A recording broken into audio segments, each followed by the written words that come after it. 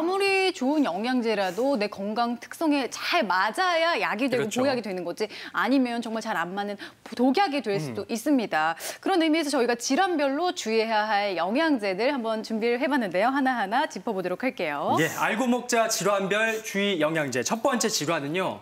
당뇨병입니다. 당뇨병이 있으신 분들은 글루코사민을 주의하셔야 되는데요. 오 교수님, 글루코사민이 그럼 혈당을 올린다는 얘기인가요? 예, 글루코사민 안에는 당을 포함을 하고 있습니다. 그래서 혈당을 올리기 때문에 주의가 필요하고요.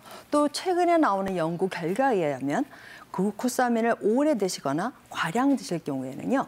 인슐린을 분비하는 췌장 세포를 손상시킨다는 보고가 있기 때문에 주의가 필요합니다. 또 많이 드시는 영양제 중에 왜 인삼을 재료로 한 건강기능식품 있지 않습니까? 네. 근데 이렇게 인삼이 들어오게 되면요. 인슐린의 작용을 강화를 해서 혈당에 막 요동을 줄 수가 있어요. 그래서 이것 역시 주의를 하셔야 됩니다. 네. 네, 그러니까 당뇨병이 있는 분들은 글루코사민 그리고 또 인삼을 원료로 한 건강식품도 좀 주의하셔야 된다는 네. 점 말씀해 주셨습니다. 자, 질환별 주의해야 할 영양제 계속해서 심장병 한번 살펴볼게요. 자, 코엔자임 Q10 그리고 은행잎 추출물을 유의하셔야 된다고요. 이 코엔자임 Q10은 여성분들도 많이 드시던데 이게 좀 안 맞나 봐요.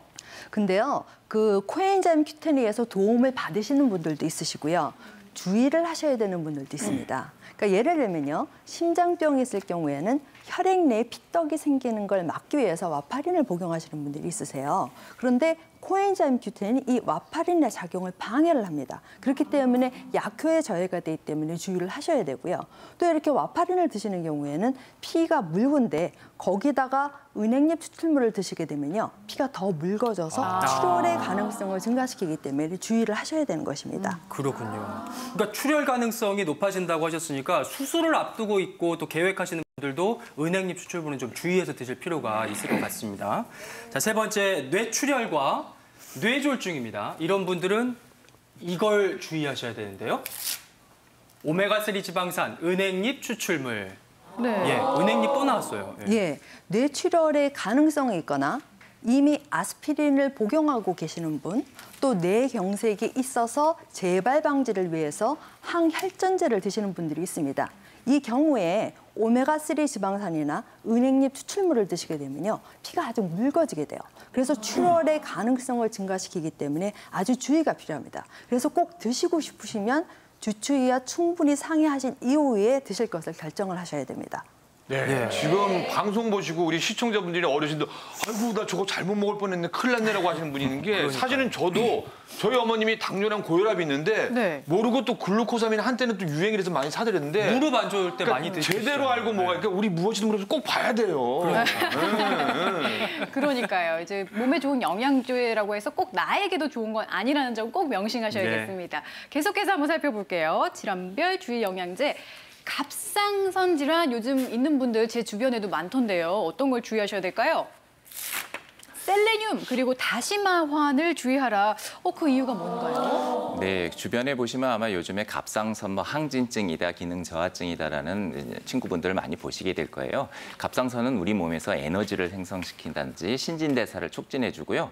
어떤 뼈에 뼈를 생성하는 일들을 많이 도와준 필수적인 호르몬을 생성해냅니다.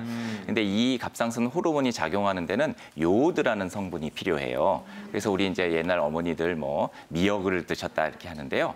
제가 굳이 말씀드리면요. 다시마, 미역 순서로 미역보다도 훨씬 많은 양의 요오드를 다시마가 가지고 있어요. 그래서 다시마를 환으로 지어갖고 이제 건강기능식품화 했는데 우리나라 사람들은 해초류를 많이 옛날부터 드셨기 때문에요.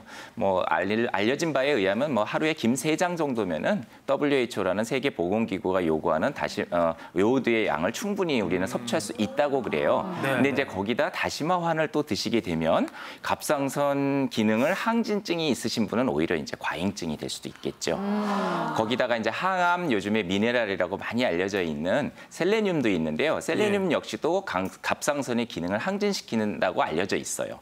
그래서 이제 종합 비타민이나 셀레늄을 또 특히 드시게 되면 다시마환까지 드시게 되면 갑상선 기능이 원래 좋으셨던 분들 같은 경우에는 더 과잉이 될 수 있어 조심하셔야 되고요. 한 가지 더 말씀드리면 대두라는 콩에서 뽑아낸 이소플라본이라는 성분이 있는데요. 요걸 가지고 만든 건강기능식품도 간혹 보이거든요. 이거는 오히려 갑상선의 기능을 떨어뜨려요.